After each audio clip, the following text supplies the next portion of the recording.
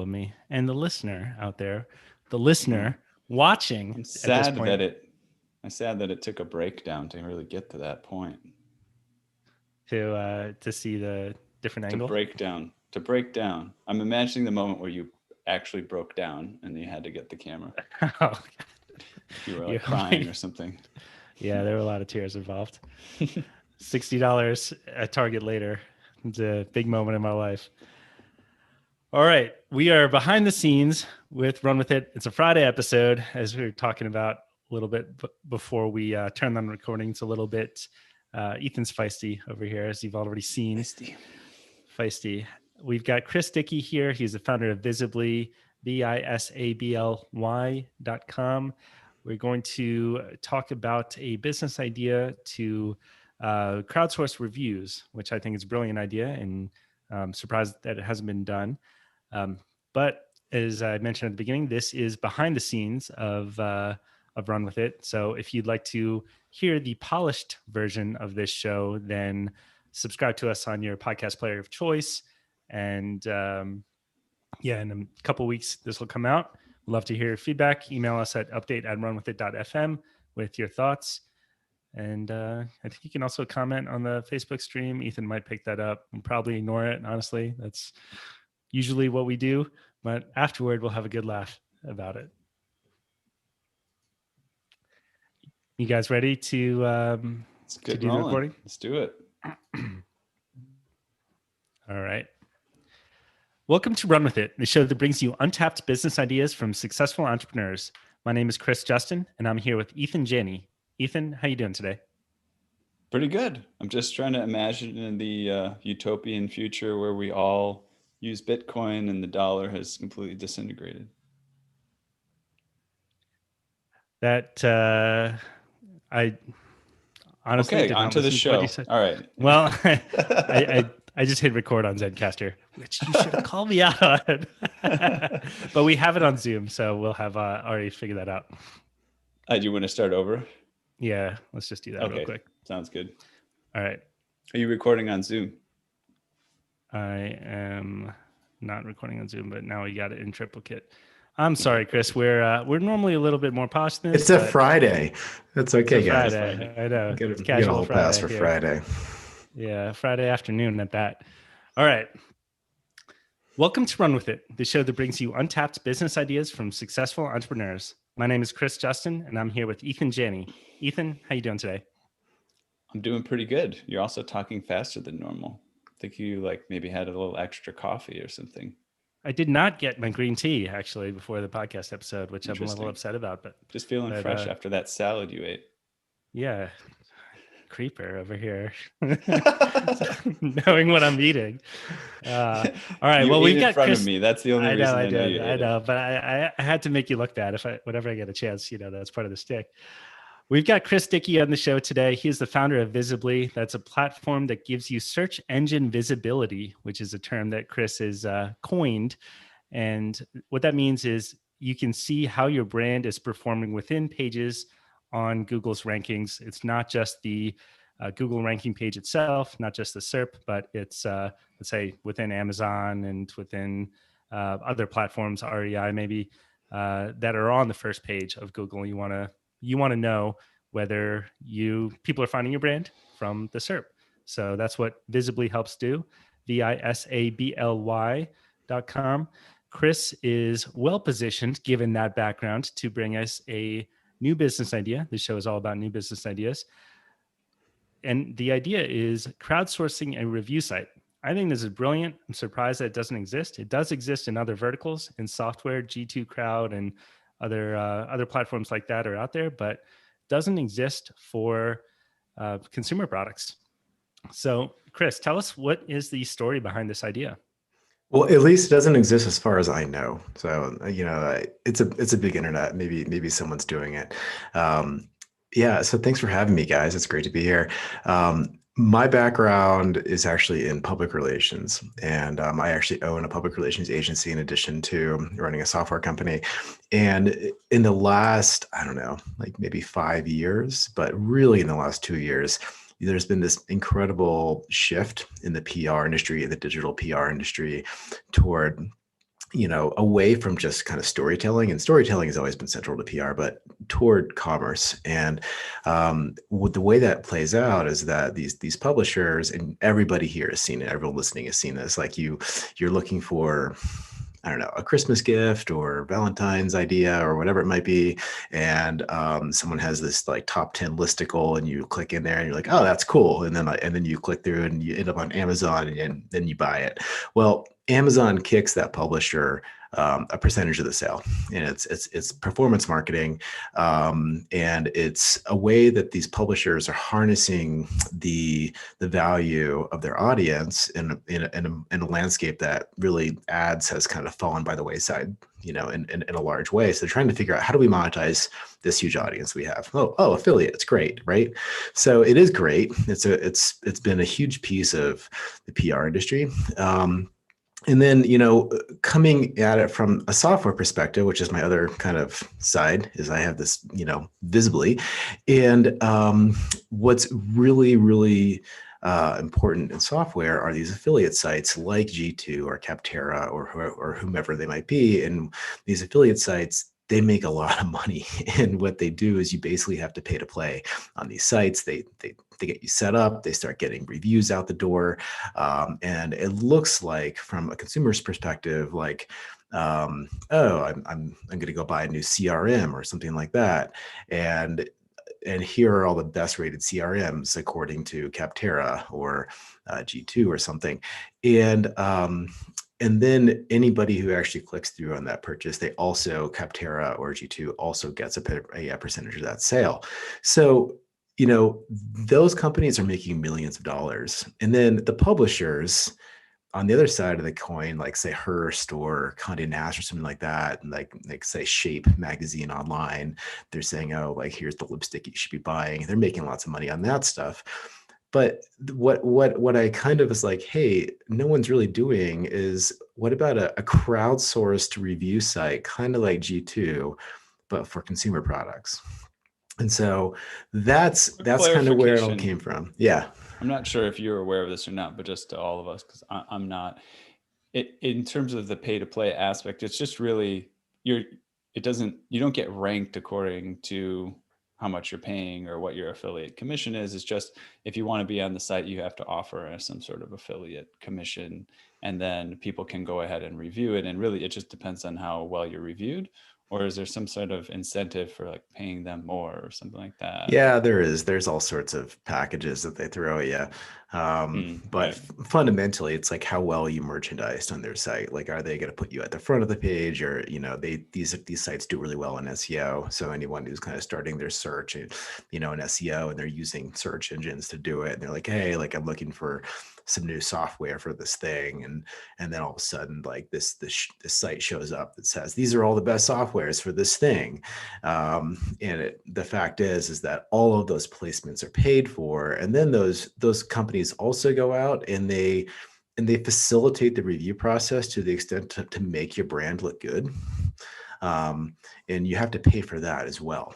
So there's multiple layers to this affiliate game. That's like, it's presenting it like, oh, like all this one brand or this one software group has like 1 million, 4-star ratings. Well, that was all more or less paid for, or they went out and they solicited these reviews or whatever it might be. And then they got in the first page of Google, and boom, like they're selling like crazy. So anyways, that same model, I would love to see applied to consumer packaged goods.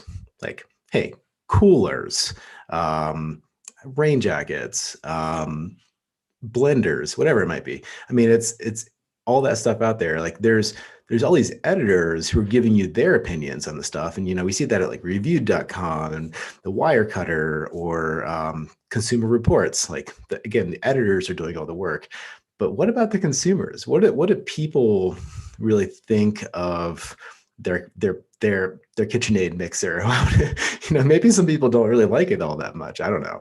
But I feel like, there's an opportunity, at least, to be the market leader in this space for consumer packaged goods. And you can both charge the the manufacturers, the makers of the product for that kind of merchandising. And then you can also get that affiliate commission on the backside once you start getting up and you're pushing product sales, pushing customer sales through your site to Amazon or whomever.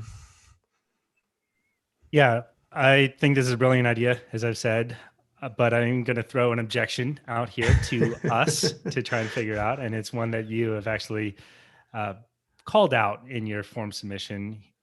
It's hard to rank content like this, right? To rank for outerwear, for example, if you don't have a site, you don't like competing against REI and Amazon and all these players. That's going to be a challenge, and you know how to address that better than most.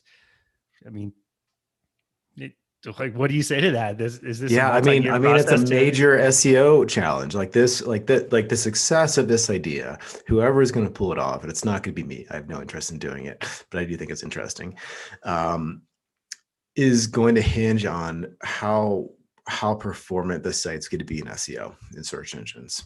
And so if you have a group that knows SEO inside and out, knows how to build a good website, knows how to do the content side of it all, and then can develop the backlinks, and it really comes down to like other people linking into your site. So typically that's usually kicked off by a bunch of influencers going out and saying, hey, and like you're paying these influencers, say, hey, like I just posted a review on so and so, you should go check it out. And then you start driving traffic in that way, or you get a PR agency, and the PR agency starts plugging it.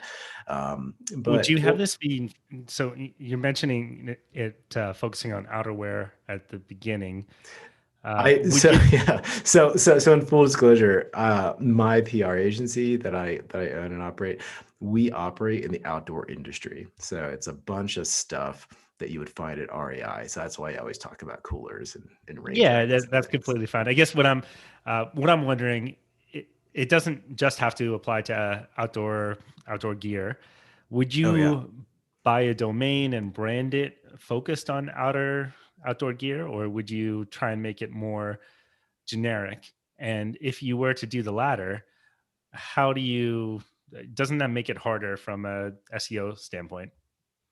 No, I don't think so. I mean, you could buy a domain name like just bestreviews.com or something like that. Or like, obviously consumer reviews is already taken, but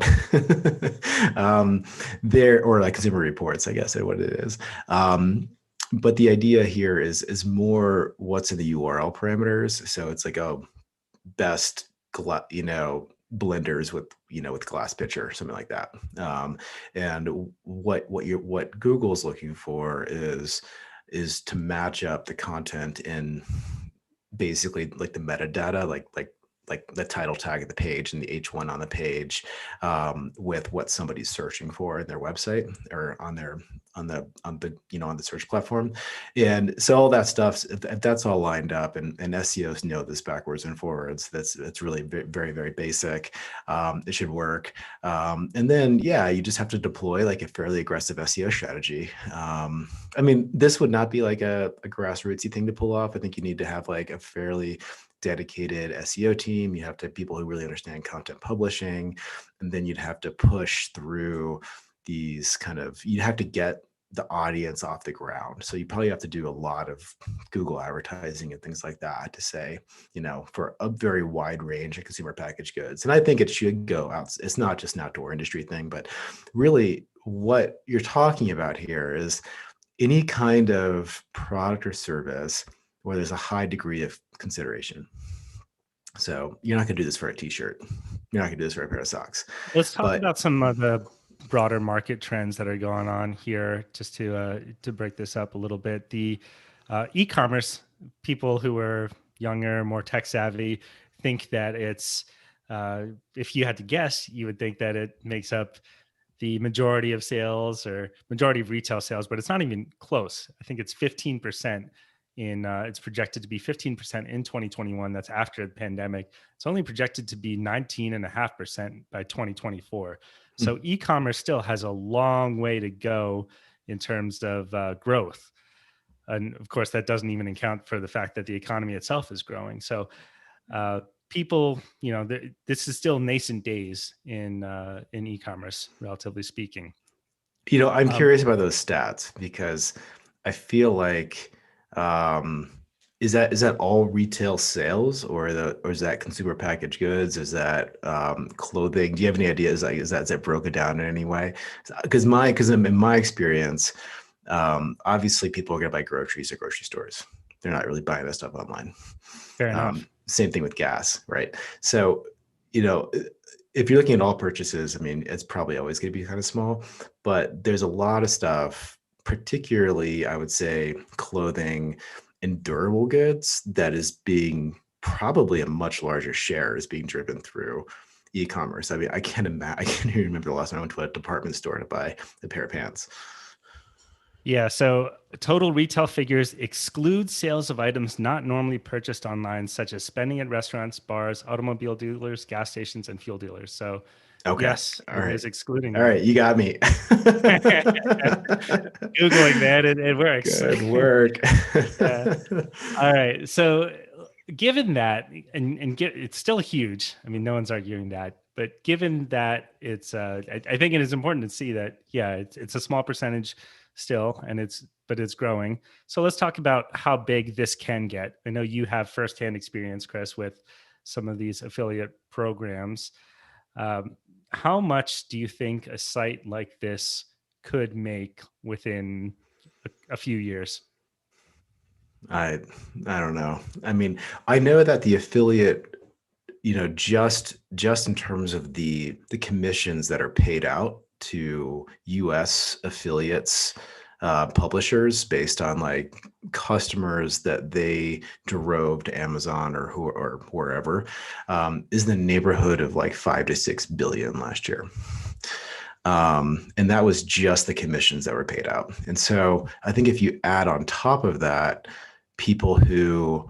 companies who are paying heavily for preferred positions within the affiliate site and are paying heavily for you to round up consumer reviews on their behalf, I think you could do much better. I think actually that's where the majority of the income is going to lies and is in the relationship with the manufacturer and not the relationship with the customer.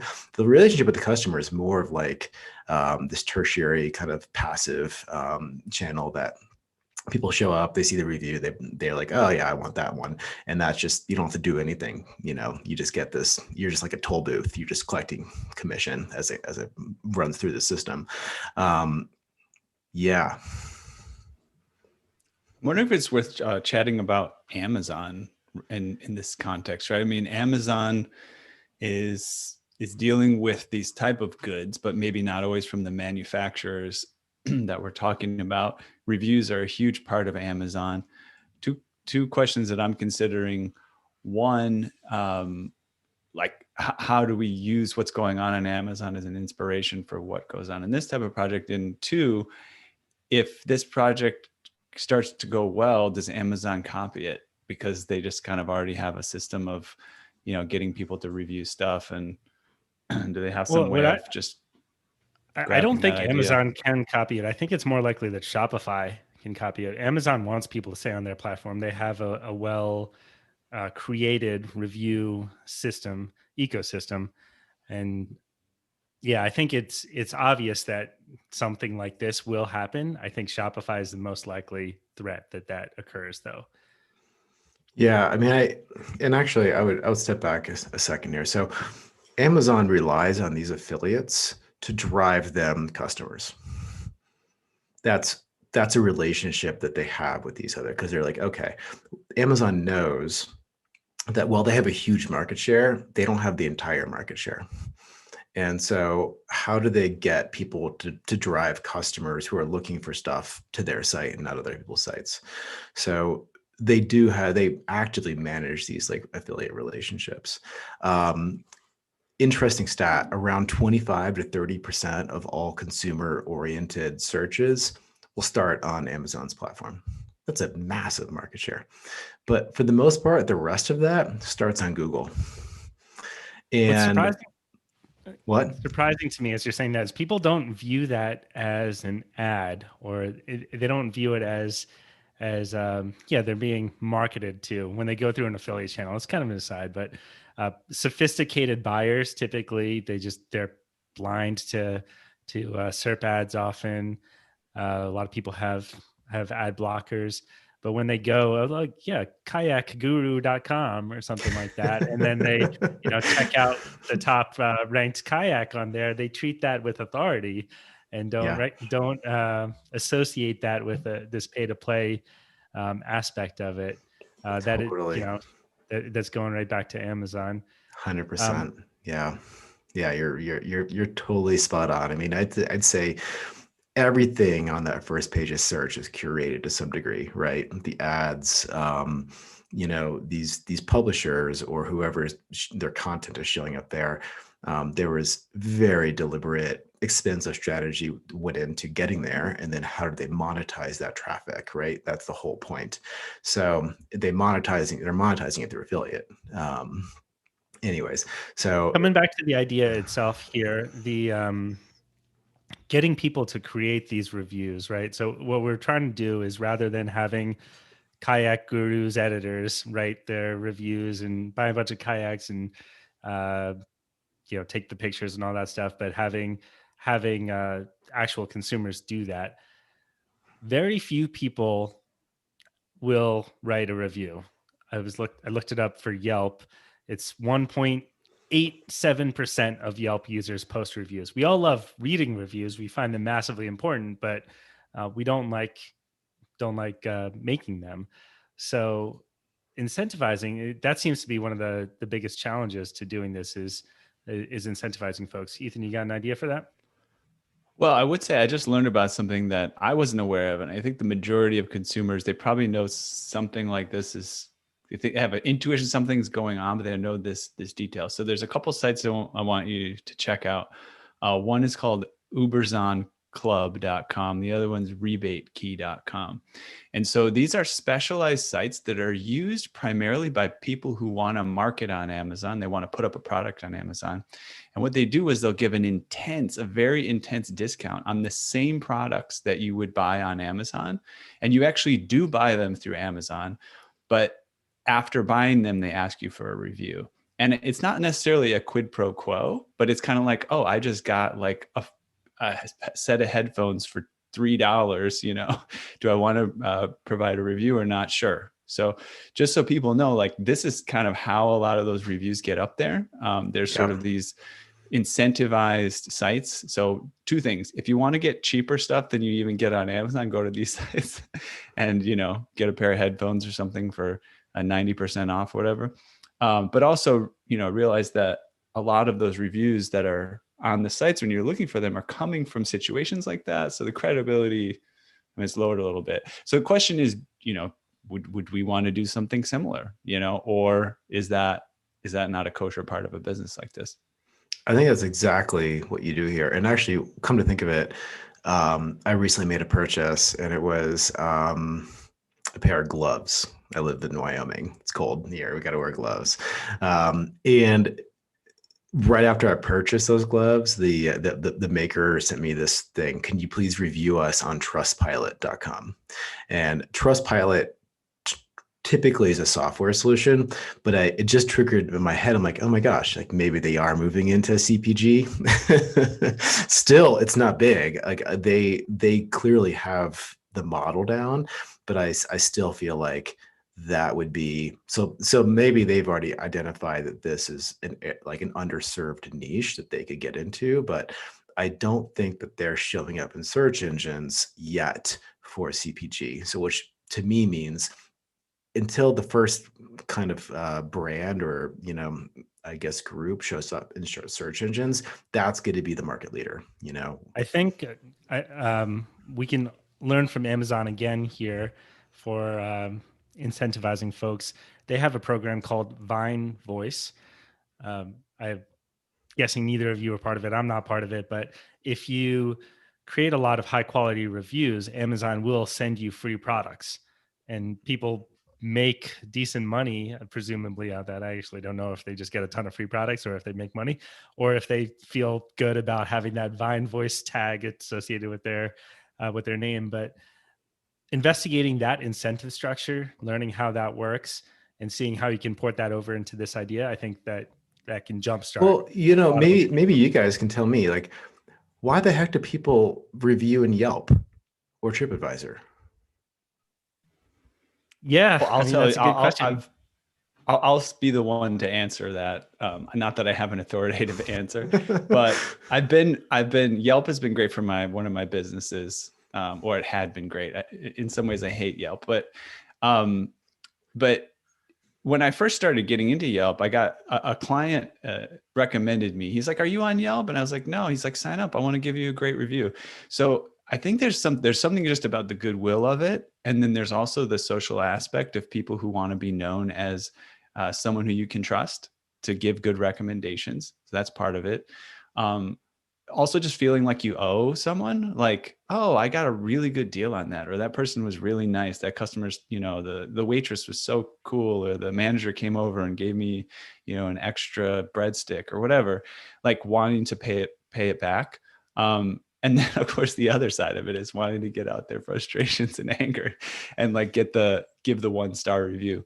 So I mean, I think that's why people go on the review sites, and Yelp specifically. I think they try to create it more like, it's almost like social, although I don't think they've had too much. I don't feel it myself when I'm on, but it's like, oh, it's like a social platform, and you can see like who reviewed that, like, right, that same person in my neighborhood is now an authority on the local stuff, and so they have the good reviews. All Those are right, my so thoughts. I got a riff on this idea because I'm getting really excited about how we could implement it. What if we had personal pages for Ethan and Chris? Like, you had Chris's favorite gloves on there, and you linked to the ones that you purchased, and you get a portion of the commission payout. We take a cut for facilitating that interaction. But you could have a list of, these are my gloves, these are the desk that I use, the standing desk, the microphone that I like, and you have your own personal page. Everyone does that, and then the site also can aggregate user data, so you can still get that overall picture, but you can credit the contributors as well, which would solve the incentivization problem. Yeah, and actually, that's, Chris, you're spot on. So funny enough, where this idea started was on back of my house on a deck, drunk one night with another buddy of mine, and we were talking about athletes and how athletes are these influencers and they use all this gear, and how can we kind of create a business around this sense of leveraging their like circles and their circle of influence. And we're like, well, what if they just had their own, like, we created a platform where they had a page and they just monetized all the stuff that they used, and they created like, oh, this is what Travis Rice's like snowboard or pants or whatever.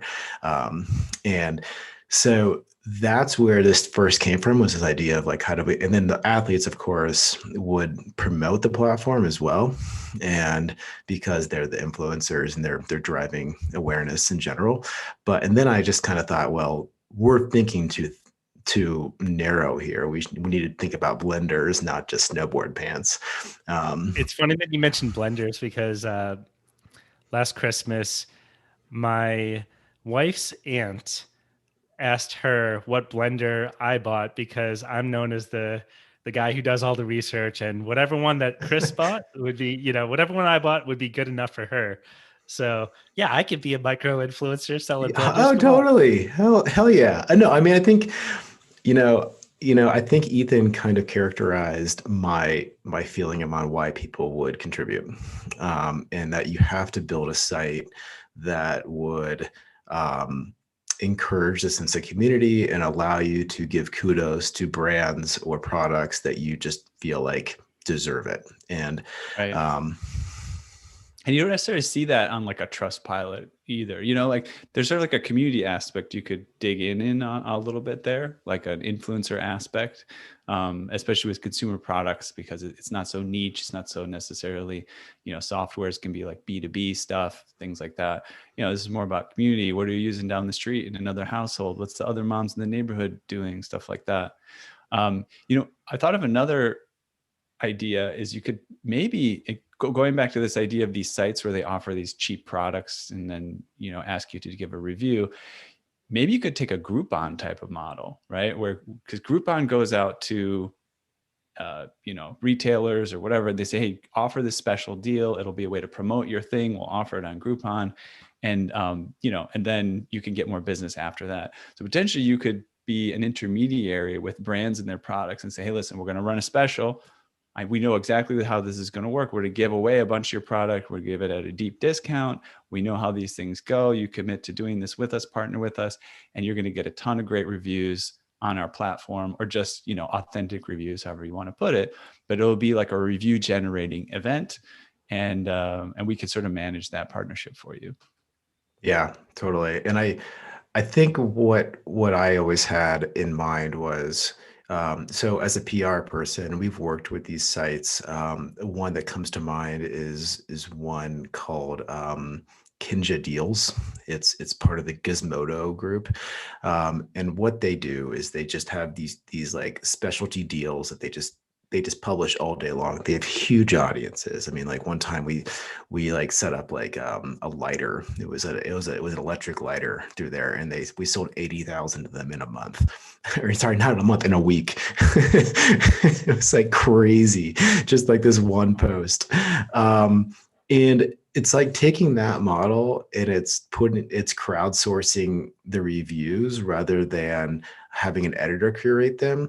And then to your point, Ethan, it would be really interesting to say, okay, like these manufacturers or makers can show up and say, okay, like we're going to work with you guys to do exclusive deals, and you guys push them out to your audience, and just like a Kinja Deals does, and that could also drive a ton of attention, and people love deals. That's what people most of us are deal hunters. Let's be honest. We've got to talk about another objection here, which is Okay. that you are beholden to commission rate changes from these retailers. Famously, Amazon had a huge cut last year. I think it was in Yep, April, you're right. maybe, where they cut 80% of their. I mean, it changes, the commission cut that changes depending on the type of good, but it was a huge cut, up to 80% of the commission payouts, and that can sink a business overnight. How do you think about that risk? Oh, no problem there. You just change who you're selling through. So all of our clients, they're all gunning for the direct sale.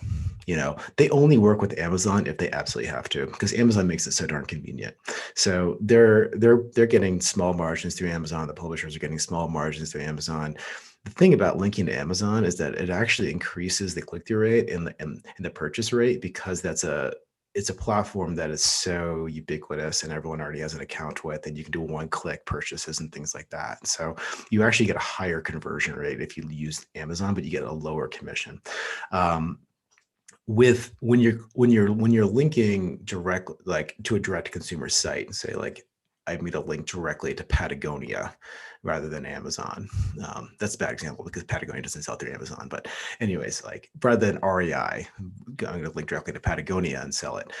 That they are much more incentivized to provide you a better cut because they're selling a direct product.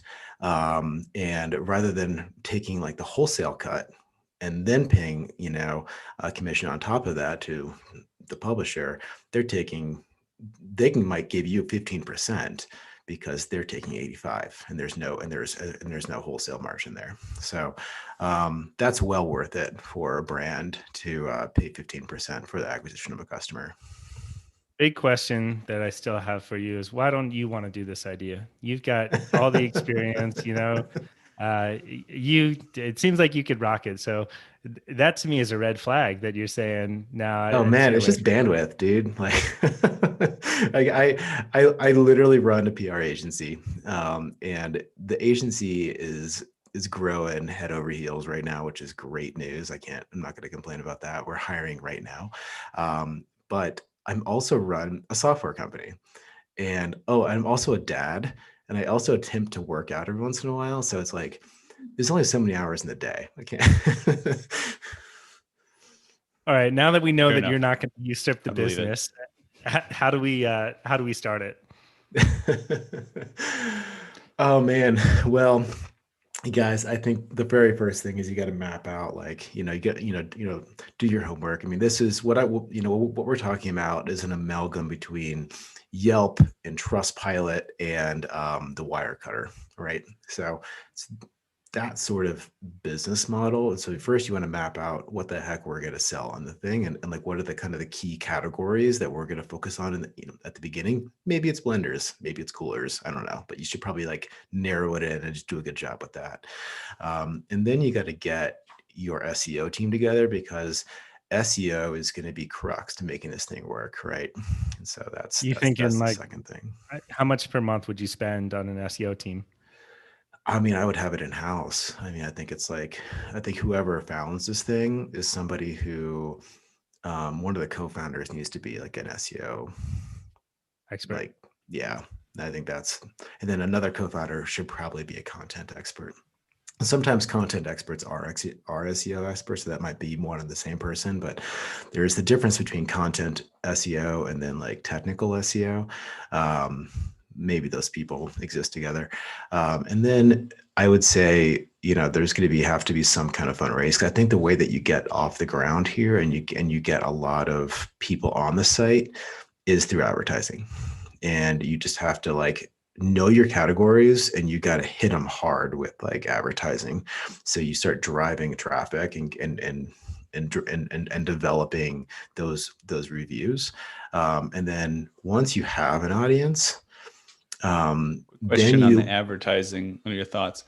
Is it that you're advertising your site, just like, hey, check out this site, great reviews, stuff like that? You don't advertise the individual products, or you would go do both. You would probably identify like, oh, like people are looking up KitchenAid mixers. Like, here's the specific model number. I'm going to advertise for that specific model number. Yeah. So you're gonna target right in on specific products that you see are driving a lot of volume, and then you grab those audiences. And so I think it's going to be very hard to attract merchants, or like say KitchenAid, if we're using that example, like the KitchenAid, the brand, to be a partner and to pay you money to better merchandise the site until you have an audience. So the very first thing you need to do is develop the audience, and then you can go out and say, hey, we have this site, we'd like to partner with you guys. We can show you that we're driving traffic, we're driving sales. Here's what it looks like. Let's do something together. And then you kind of start going broad. And I think there's, like I said, any consumer packaged good that has kind of high consideration, there's people who are looking to make for recommendations before they purchase. I mean, this is like basically all consumer electronics. This is basically like a lot of kitchen appliances. This is a lot of like outdoor equipment. That's, again, my like where I come from. So it's a lot of stuff if you really think about it. And you could start to kind of build out like these different departments. The thing that I'd like to hear more about there is the transition to making it more of the crowdsourced content creation. And one idea that I had there, I'm not sure if this is possible, but find the people who are already writing reviews and get them to post a similar review. You probably can't have the same exact content on your site because maybe that's not going to work as well. You would know better than me, Chris, with your SEO experience, but duplicate content can get penalized. But if they're already creating a review, ask those people to also post it on your site. Yeah. I mean, ideally, I don't know. Again, I haven't had a lot of direct experience like getting people to write reviews, but there's a handful of these sites that have been very successful with consumer generated content. And generally speaking, you need to have a few staff editors that are kind of pushing the conversation in certain directions. And And then you just kind of open it up and you kind of set it up, and then you say, okay. But at the same time, like, you would also want manufacturers to come in and be like, okay, here's my 2022 lineup of blenders. We're going to upload all of them into your system, and then I want you to go out and like seed 150 reviews for each one, or round up 150 people, something like that. Or they just like after you make that purchase, like you mentioned, they send them a follow-up email saying, please review here and get something, or I don't know, whatever it might be. An idea that's sort of connected, and especially connected with what you work with, outdoor stuff. I came across this company because a couple of friends were working for it. It's founded by this guy named Chris McNamara. It's called Outdoor Gear Lab. And are you familiar with it? Yeah, and I know Chris. Yeah. Oh, awesome, cool. Yeah, tell him he should come on the show. I think I sent an email many months ago, but yeah. So the way that they do what they do is they actually have a staff of people that independently review outdoor gear, and they don't actually do affiliate commissions at all. And that's part of their model, that it's just honest based on how in the heck do they make money? Because I assumed it was affiliate.